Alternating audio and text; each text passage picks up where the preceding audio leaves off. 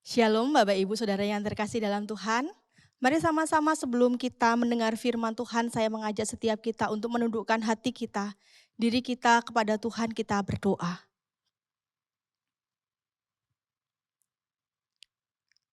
Tuhan Yesus, terima kasih untuk hari ini yang Tuhan boleh percayakan bagi kami. Kami bersyukur untuk kesehatan, untuk kekuatan.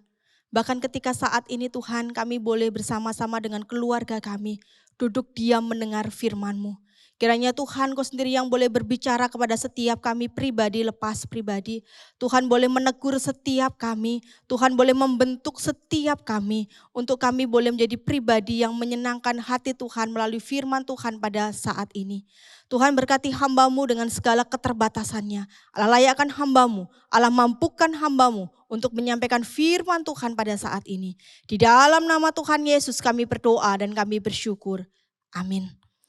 Bapak Ibu, firman Tuhan pada saat ini kita akan sama-sama merenungkannya dengan sebuah tema, hidup bukan sekedar hidup. Mari Bapak Ibu kita buka di dalam Efesus 2 ayat yang ke-10.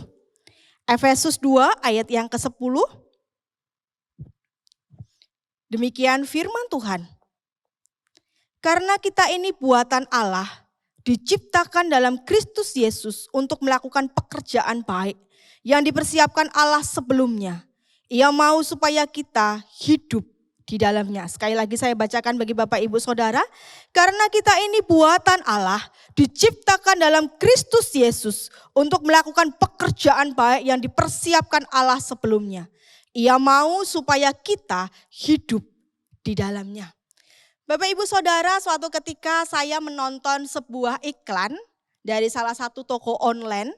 Di dalam iklan itu dilukiskan ada seorang anak mengajak papahnya, seorang pembuat jam, itu untuk pergi liburan.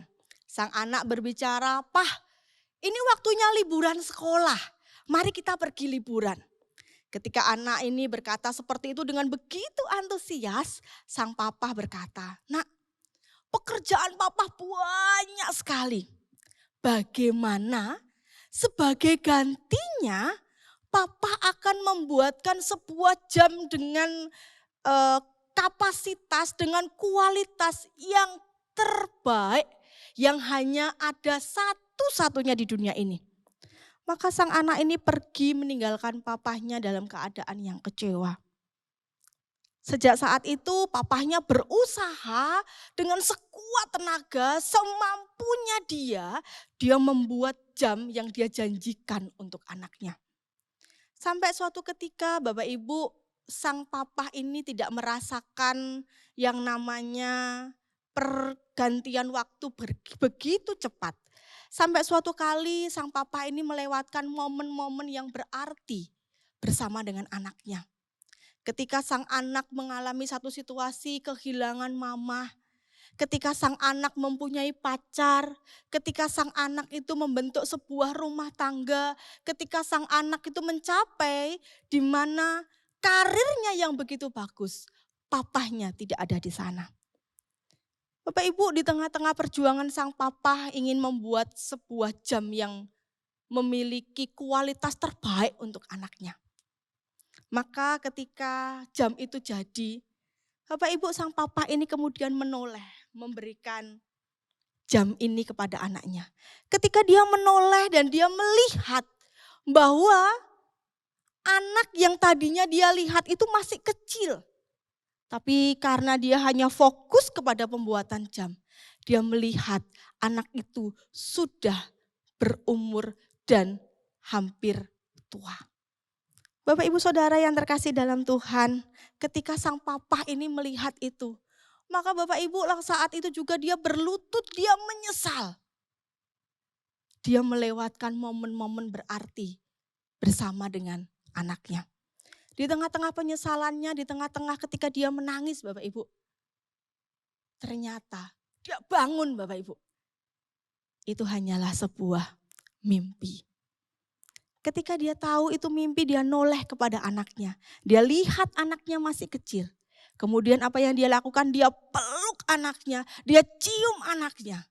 Dan saat itu dia berjanji kepada dirinya sendiri bahwa dia tidak akan melewatkan momen-momen berarti bersama dengan anaknya.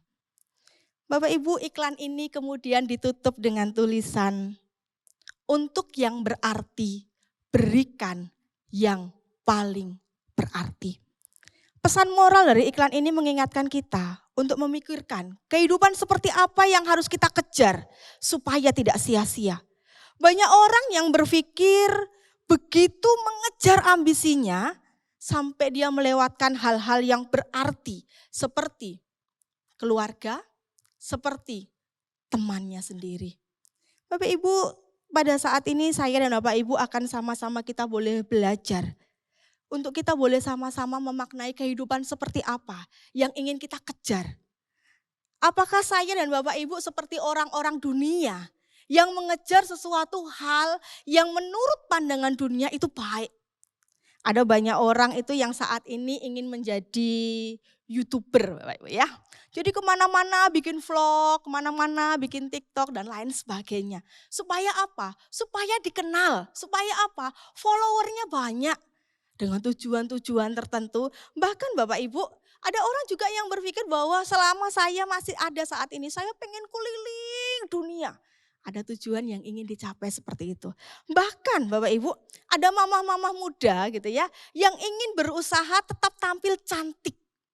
Seperti artis-artis Korea, seperti itu yang menjadi pujaan-pujaan gitu ya saat-saat ini.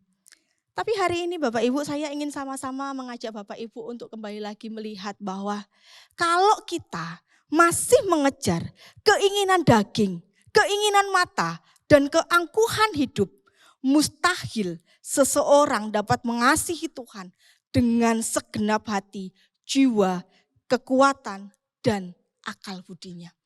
Oleh karena itu Bapak Ibu pada hari ini saya mau mengajak Bapak Ibu belajar dari firman Tuhan. Yang kita baca untuk mengenali status kita itu seperti apa. Dan tujuan apa yang Allah ingin kerjakan melalui kehidupan kita. Supaya kehidupan yang kita jalani tidak menjadi sebuah kehidupan yang sia-sia. Tidak menjadi sebuah kehidupan yang hanya sekedar saja kita hidup. Sekedar saja kita lewati. Dan berlalu begitu saja. Bapak Ibu, yang pertama pada saat ini yang akan kita pelajari, yang pertama adalah kita sadar diciptakan dalam Kristus Yesus. Bapak Ibu, ada sebuah ungkapan mengatakan seperti ini.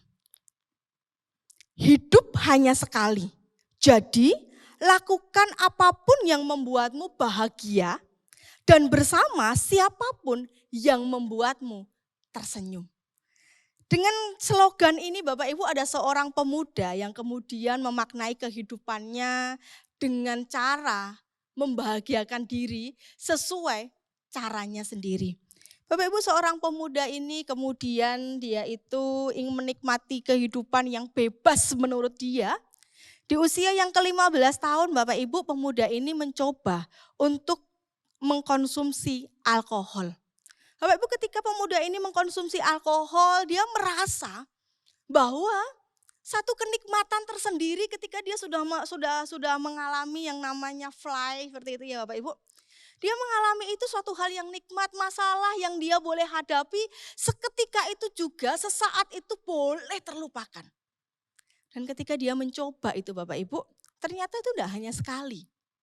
Itu terjadi beberapa kali terus berangsur sampai Bapak Ibu dia berusia yang ke-37 tahun. Bapak Ibu, ketika dia berusia ke-37 tahun, kadar alkohol yang dia minum itu semakin hari semakin meningkat. Dan akhirnya efek dari apa yang dia konsumsi itu membuat dia mengalami gagal ginjal. Ketika dia mengalami gagal ginjal Bapak Ibu, dia harus melakukan rutin cuci darah.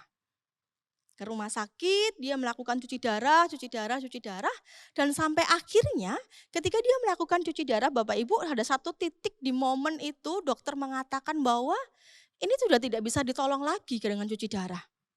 Dia harus menemukan pendonor ginjal supaya dia bisa bertahan hidup.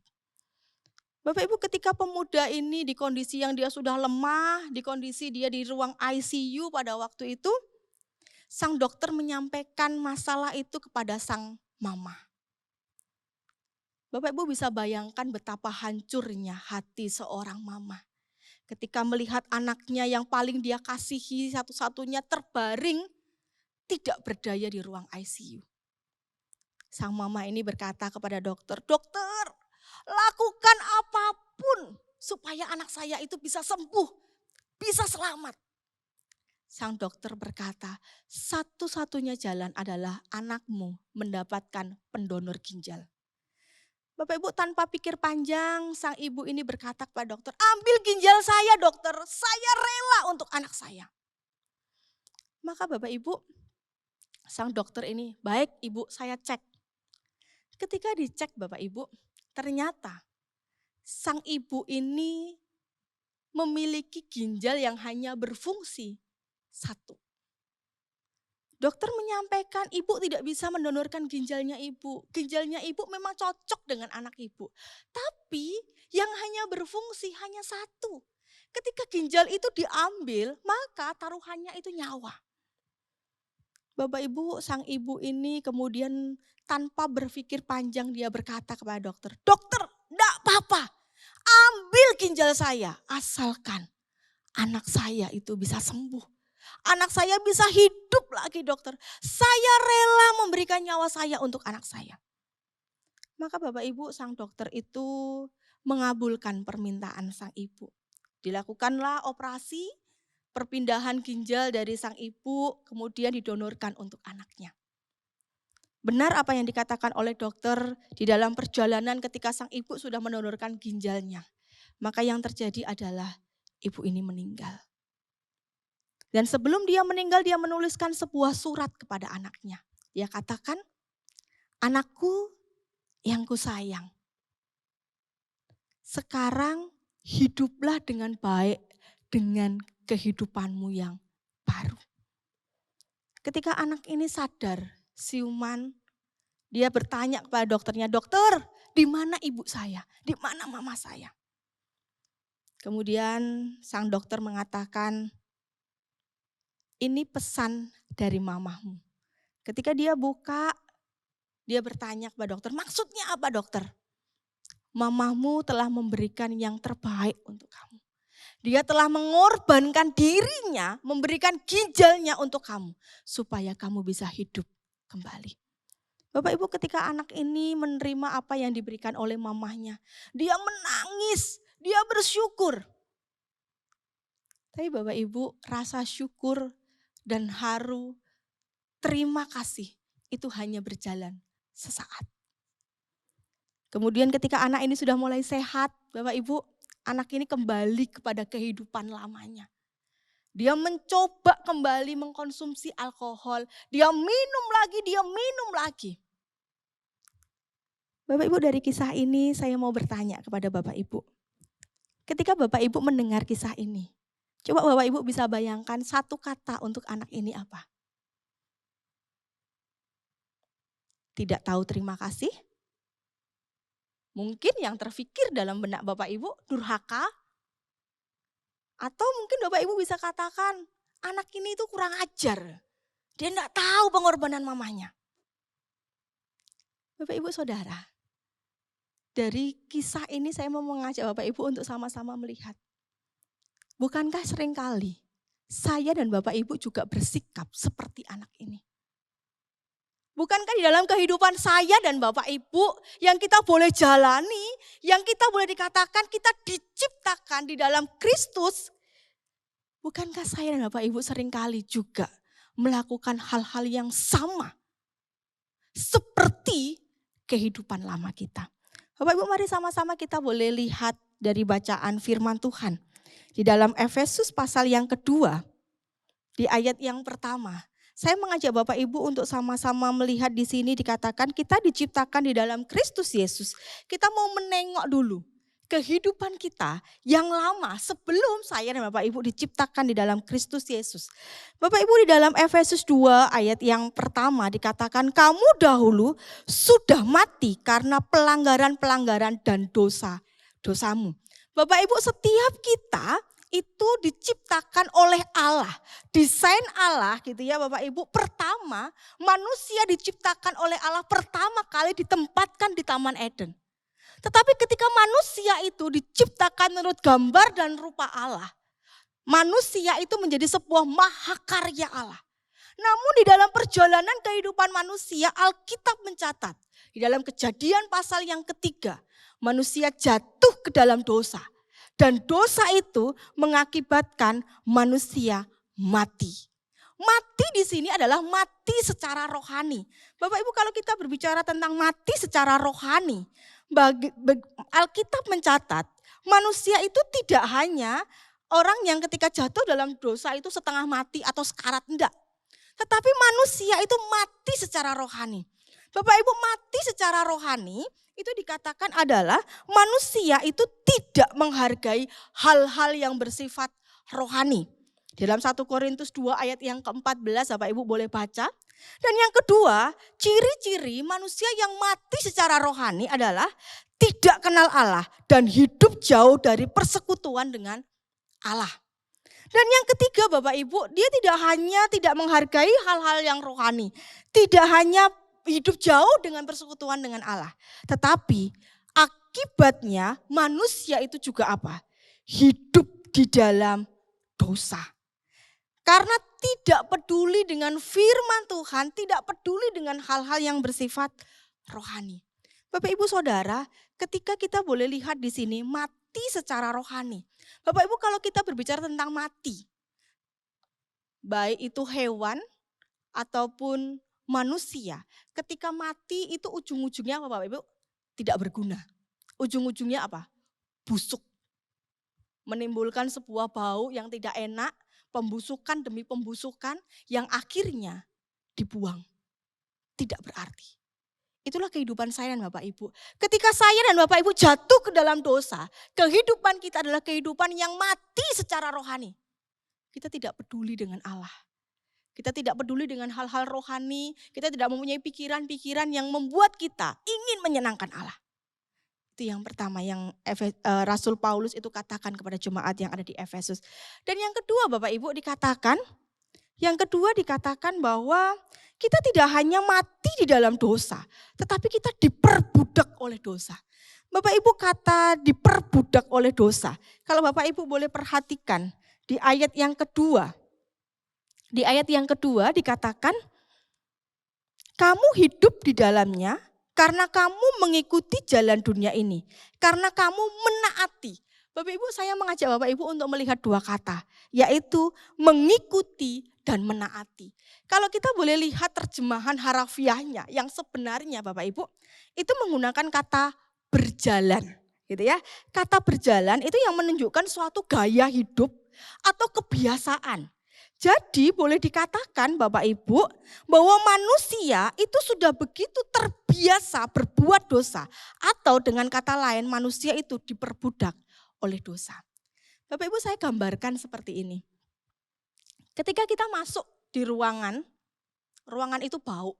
Ketika kita pertama kali masuk di ruangan itu, maka kita akan berkata, bau banget, gak tahan saya. Tapi ketika Bapak Ibu sudah berada di ruangan itu 10 menit, 15 menit, 1 jam, 2 jam.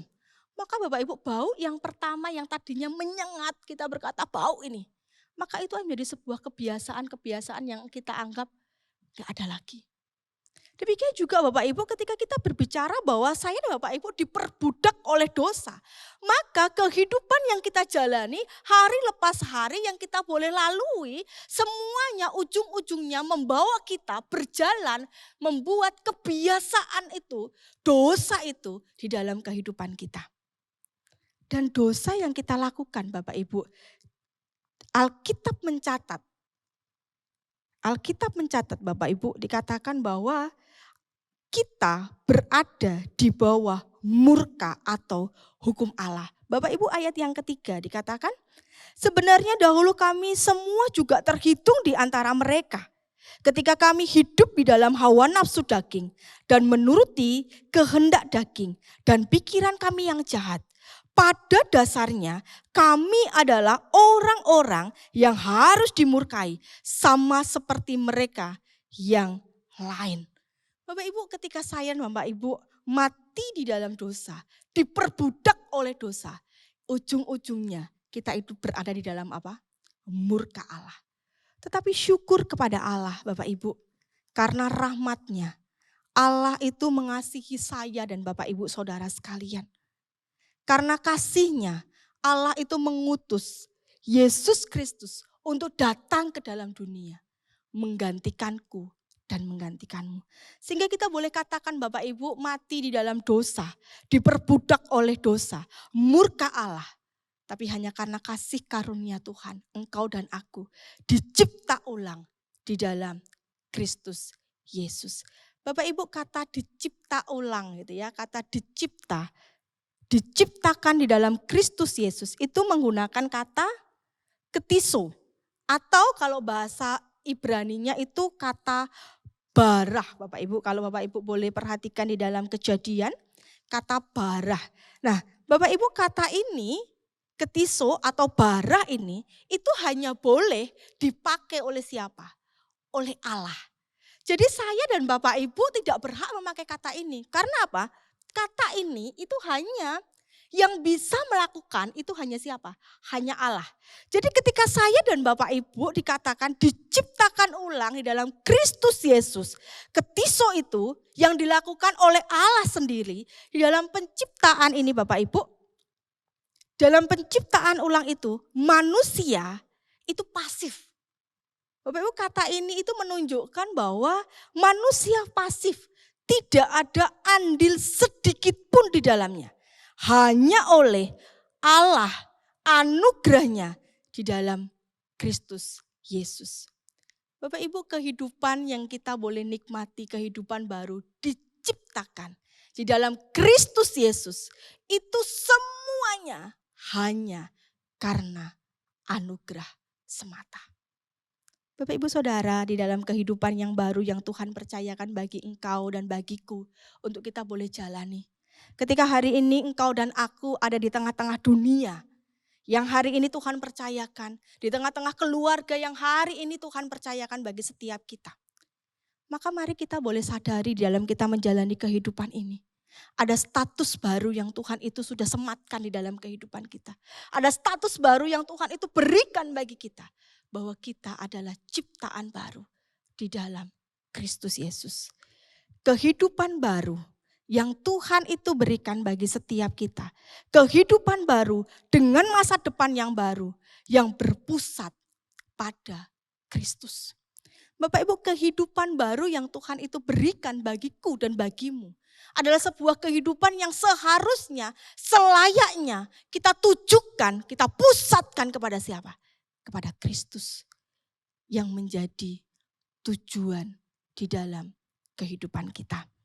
Yang kedua Bapak Ibu, ketika engkau dan aku sudah tahu status kita, bahwa status kita adalah ciptaan baru di dalam Kristus, maka ya apa yang harus kita lakukan sebagai ciptaan baru di dalam Kristus?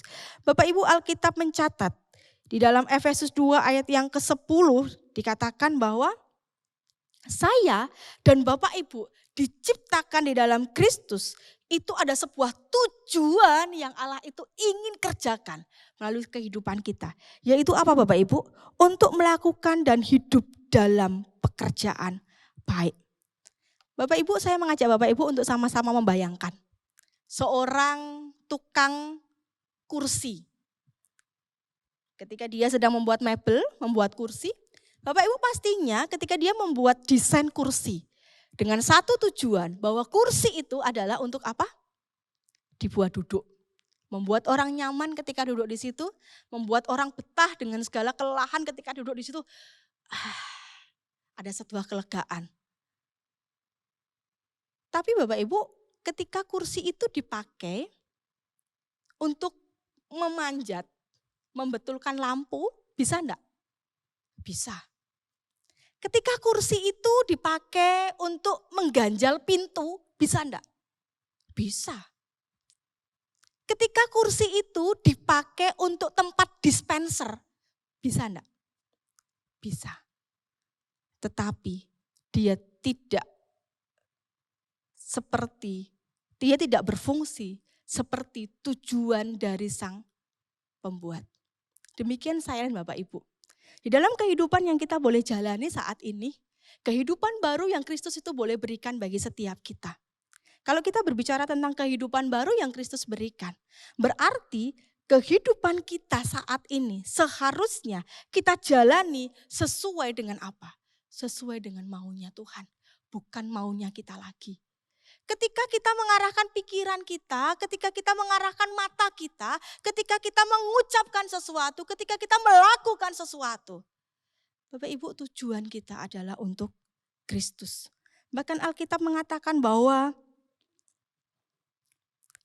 diciptakan dalam Kristus Yesus untuk melakukan pekerjaan baik. Bapak Ibu, pekerjaan baik seperti apa yang Allah itu ingin kita itu boleh lakukan? Tujuan Allah menyelamatkan kita adalah untuk melakukan pekerjaan baik. Dengan kata lain, kita berbuat baik itu karena sudah diselamatkan, bukan supaya diselamatkan. Bapak Ibu, Rasul Paulus menekankan kepada jemaat yang ada di Efesus bahwa Allah itu sudah mempersiapkan pekerjaan baik bagi setiap orang.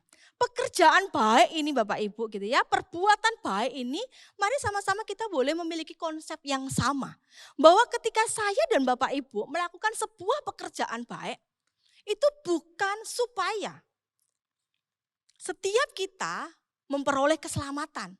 Bukan, tetapi Bapak Ibu lihat, di sini kata pekerjaan baik itu mengikuti dari apa? Ciptaan di dalam siapa? Kristus Yesus.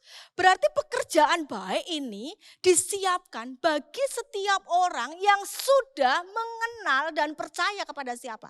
Kepada Kristus. Oleh karena itu Bapak Ibu, pekerjaan baik, perbuatan baik yang kita lakukan bukan supaya saya dan Bapak Ibu selamat. Bukan.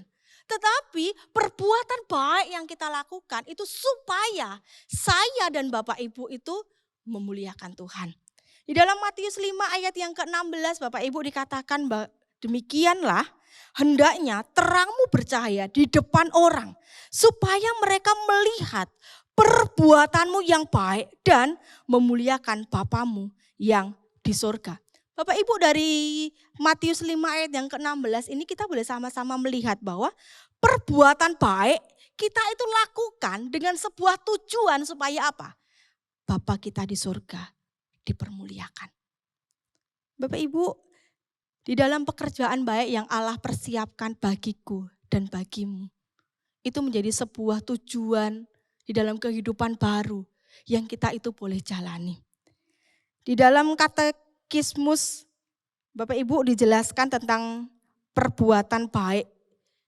Yang pertama Bapak Ibu, gitu ya, di dalam katekismus dikatakan yang pertama itu ketika kita berbuat baik, itu harus muncul dari iman yang benar. Iman yang benar itu adalah iman yang berpusat kepada siapa? Kristus. Dan yang kedua Bapak Ibu, perbuatan baik yang kita lakukan itu harus seturut dengan perintah Tuhan di dalam mana? Kitab suci. Sesuai dengan apa? Alkitab itu berbicara. Dan yang ketiga Bapak Ibu dikatakan bahwa ketika aku dan engkau melakukan perbuatan baik, itu dilakukan dengan sebuah tujuan untuk apa? Untuk memuliakan Allah, bukan memuliakan diri kita. Bukan supaya aku yang dikenal, bukan supaya aku yang dihormati, bukan supaya aku yang diagungkan. Tetapi karena siapa? Hanya karena Tuhan saja yang boleh diagungkan, yang boleh dipermuliakan melalui kehidupan kita. Dan yang keempat Bapak Ibu dikatakan ketika kita berbuat baik gitu ya, bukan sekedar kesesuaian dengan tradisi atau ajaran. Ketika saya dan Bapak Ibu berbuat baik bukan karena di desa saya, di kota saya, di keluarga saya itu sudah menjadi sebuah tradisi. Saya berbuat baik, menolong orang, sudah diajari dari kecil sama papa mama untuk menolong orang yang kesusahan, bukan karena itu. Tetapi kembali lagi bahwa ketika saya dan Bapak Ibu melakukan sebuah perbuatan baik, itu semua hanya kita lakukan untuk Tuhan.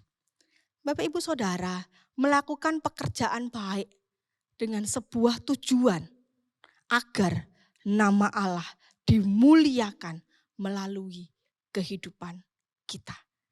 Oleh karena itu pada pagi hari ini Bapak Ibu saya mengajak setiap kita untuk boleh mengoreksi diri kita masing-masing. Ketika hari ini Tuhan boleh percayakan kita hidup. Bapak Ibu tidak ada satu orang pun yang tahu sampai kapan kita akan mengakhiri kehidupan ini. Tidak ada satu orang pun yang bisa memprediksi, dikatakan bahwa 1 detik pun ke depan apa yang akan terjadi itu di luar kontrol kendalinya manusia. Tetapi hari ini Bapak Ibu, saya ingin mengajak Bapak Ibu untuk berandai-andai. Ketika Bapak Ibu ditanya, mau berapa lama hidup di tengah-tengah dunia ini? 70? 80 tahun? 90 tahun? Oke lah Bapak Ibu, misalnya saya. Ketika Tuhan izinkan saya untuk boleh memilih, untuk saya boleh hidup sesuai dengan Alkitab, 70 tahun cukup. Kalau saat ini usia saya 34 tahun Bapak Ibu. Berarti masih ada 36 tahun lagi yang harus saya jalani. Nah Bapak Ibu kita mau sama-sama koreksi nih. Selama 34 tahun yang saya boleh jalani, kehidupan ini yang saya boleh lalui, kita mau flashback ke belakang. Apakah kehidupan yang saya jalani selama 34 tahun ini adalah sebuah kehidupan yang saya layak persembahkan untuk Tuhan? Ataukah kehidupan yang hanya menyenangkan diri saya sendiri? Kalau hari ini engkau dan aku mendapati bahwa kehidupan yang sudah kita jalani itu hanya menyenangkan diri kita sendiri. Hanya kita lakukan untuk kepentingan sendiri. Mari Bapak Ibu kita perbaiki di dalam hari-hari depan yang Tuhan percayakan bagi kita. Mari sama-sama kita boleh perbaiki di hari-hari ke depan. Ketika Tuhan masih percayakan hari depan untuk bisa menunggu anak, menunggu cucu. Ketika Tuhan masih bisa berikan kepada setiap kita kesempatan untuk kita boleh berkarir di tengah-tengah dunia ini. Mari kita boleh arahkan mata kita, fokus kehidupan kita hanya kepada Tuhan. Mari sama-sama kita boleh berikan hidup kita ini. Kita boleh persembahkan sebagai persembahan yang layak untuk Tuhan. Hidup bagi Tuhan itu berarti seluruh irama hidup kita itu selalu tertuju hanya bagi kepentingan Tuhan. Bapak Ibu saya akan menutup khotbah saya dengan sebuah kisah yang kita itu boleh tahu gitu ya Bapak Ibu, seorang tokoh yang bernama Mahatma Gandhi. Bapak Ibu Mahatma Gandhi ini adalah seorang tokoh yang berpengaruh. Pada waktu itu Bapak Ibu dikisahkan bahwa beliau itu masuk ke sebuah gereja. Ketika dia masuk ke sebuah gereja Bapak Ibu, ternyata di gereja itu mementingkan yang namanya kasta demi kasta. Dan ketika dia masuk, Bapak Ibu dia tidak mendapat penyambutan yang baik. Ketika dia berada di gereja, dia sudah mempunyai ekspektasi, gambaran bahwa orang-orang yang ada di gereja itu adalah orang-orang yang seperti Kristus, penuh kasih, lemah lembut, sabar, memperlakukan orang tanpa melihat latar belakang. Tapi Bapak Ibu ketika Mahatma Gandhi ini masuk ke gereja itu dan dia mendapati, dia bertemu dengan orang-orang yang ada di gereja itu. Bukanlah seperti yang dia bayangkan, tidak seperti ekspektasinya. Maka Bapak Ibu Mahatma Gandhi itu pulang. Pulang dengan perasaan kecewa, dengan perasaan menyesal. Dan dia mengatakan seperti ini Bapak Ibu. Jika semua orang Kristen hidup seperti Kristus, saya yakin seluruh dunia bisa menjadi Kristen. Jika semua orang Kristen hidup seperti Kristus, saya yakin seluruh dunia bisa menjadi Kristen. Bapak Ibu kata-kata ini menjadi sebuah tamparan yang begitu hebat bagi setiap kita orang-orang Kristen.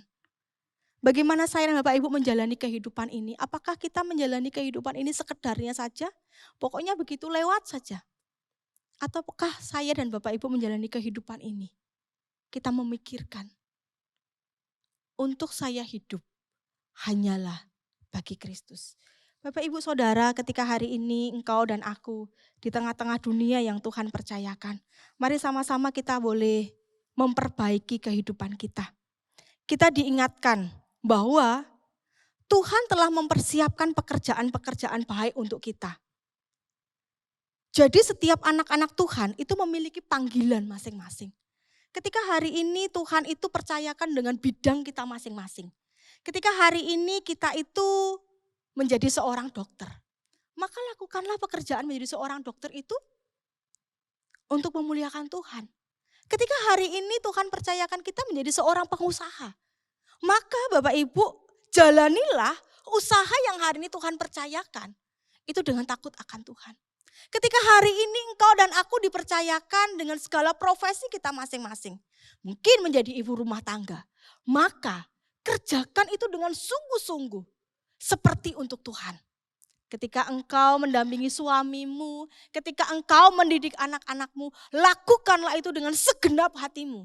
Seperti untuk Tuhan. Ketika engkau dan aku di tengah-tengah dunia ini Bapak Ibu, biarlah Tuhan mendapati setiap kita memiliki kehidupan yang berbeda. Marilah kita berusaha untuk melakukan pekerjaan yang baik.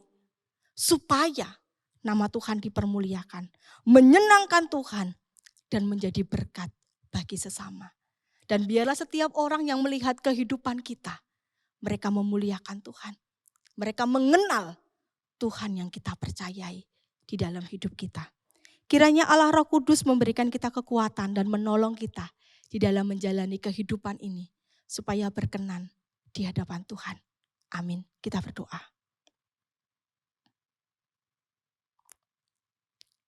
Tuhan Yesus, terima kasih untuk kasih-Mu yang besar. Untuk pengorbanan-Mu di atas kayu salib yang telah Engkau nyatakan bagi kami. Tuhan, hari ini kami bersyukur untuk kehidupan baru, status baru yang Engkau boleh berikan bagi kami. Ajar kami Tuhan, di dalam menjalani kehidupan yang saat ini Tuhan masih percayakan bagi kami. Untuk kami mengarahkan hati kami, pikiran kami, perilaku kami, seutuhnya hanya untuk menyenangkan Tuhan. Kami rindu Tuhan, setiap orang yang melihat kami, setiap orang yang boleh menyaksikan kehidupan kami, mereka boleh melihat Kristus yang kami percayai, yang hidup di dalam kehidupan kami. Kiranya Tuhan menolong setiap kami, memampukan kami untuk melakukan firman-Mu di dalam kehidupan kami. Di dalam nama Tuhan Yesus kami berdoa dan kami bersyukur. Amin.